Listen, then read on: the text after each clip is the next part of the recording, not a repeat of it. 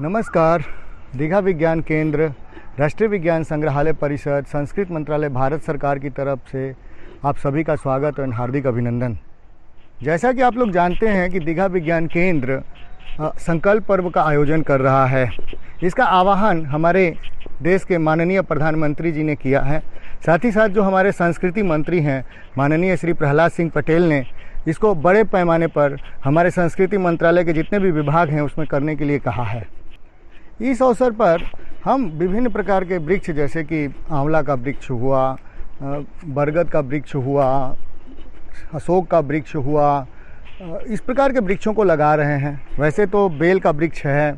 वैसे तो हमारे इस परिसर में, दीघा विज्ञान केंद्र के परिसर में लगभग ज़्यादातर वृक्ष हैं विभिन्न प्रकार के, लेकिन हमारे यहाँ जो है आंवला का वृक्ष नहीं था। तो इस संकल्प पर्व में हम लोग जो है आंवला के करीब 10 पौधों का रोपण कर रहे हैं। इसका नाम सुनते ही मुंह में थोड़ा सा पानी चला आता है।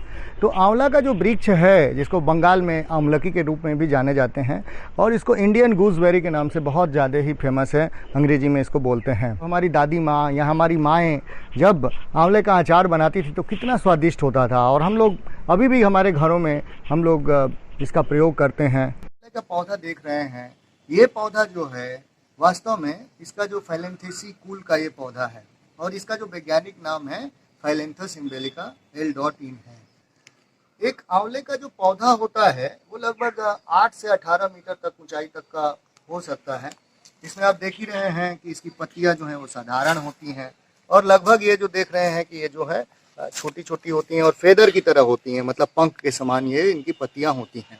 आंवले का जो फल होता है वो एक गूदादार होता है और साथ ही साथ जो है आप देखिएगा कि ये जो फल होता है हल्का सा हरा होता है और पीला रंग लिए भी होता है। शुरुआत में तो ये हरा होता है, बाद में ये पीला रंग लिए होता है और इसका जो ये व्यास होता है वो लगभग 1.3 से लगभग 1.6 सेंटीमीटर तक का हो सकता है। आंवला का जो फल होता है वो पूरा ही विटामिन सी से भरपूर होता है और इसमें बहुत भारी मात्रा में विटामिन सी पाई जाती है।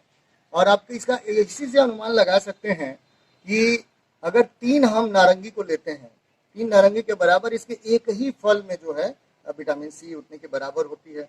साथ ही साथ अगर हम 16 केलों को लेंगे तो उसके बराबर जो है इसका एक ही फल विटामिन सी के रूप में कार्य करता है। इसके फल में विटामिन सी के अलावा जो है बहुत सारे मिनरल होते हैं। साथ ही साथ इसमें अमीनो एसिड होता है। इसका जो फल होता है वो हमारे रोग प्रतिरोधक क्षमता को बढ़ाने में बहुत योगदान होता है। जब भी हम इसको खाते हैं तो हमारे जैसे कि जो पेट का जो इंडाइजेशन का समस्या है उसमें भी इसका बहुत बड़ा प्रयोग होता है। ये पाचन करने में इसका जो फल होता है वो काफ़ी मदद करता है। हमारी जो आयुर्वेद की पुरानी जो परंपरा है 5000 सालों से भारतवर्ष की, उसमें इसका तो प्रयोग मिलता ही है। साथ ही साथ इसका प्रयोग जो है जो अरब के जो लिटरेचर हैं उनमें भी मिलता है, तिब्बत में भी इसका जो है मिलता है। साथ ही साथ मिस्र की जो बहुत सारे जो किताबें हैं उनमें भी इसका जो है प्रयोग, इनका औषधीय गुण का प्रयोग जो है मिलता है। विभिन्न प्रकार की बीमारियां जैसे कि चर्म रोग, स्कर्वी, डायरिया, जो पाचन की समस्या, उसमें आंवला का बहुत बड़े पैमाने पर प्रयोग किया जाता है। साथ ही साथ इसका जो प्रयोग है वो हमारे याददाश्त को बढ़ाने में भी आता है। हमारे जो याददाश्त जो है बढ़ाने में इसका प्रयोग किया जाता है। इसके बहुत सारे जो प्रयोग हैं, बहुत सारे गुण हैं और इसका हर एक जो भाग है वो किसी न किसी रूप में हमारे आयुर्वेदिक सिस्टम में प्रयोग में लाया जाता है। आंवले के महत्व को हम इस प्रकार से समझ सकते हैं कि प्राचीन काल से इसका बहुत महत्वपूर्ण रहा है। यहाँ तक कि हमारे जो महान भारतवर्ष के जो शासक हुए अशोक, उन्होंने इस पौधे के ऊपर एक आंवला का स्तूप ही बनवा दिया। संक्षेप में कहें तो यह पौधा बहुत ही लाभदायक और गुणकारी है। तो आइए इस संकल्प पर्व के अवसर पर यह संकल्प लें कि अपने घरों में लगाएं और घर की रौनक को बढ़ाएं।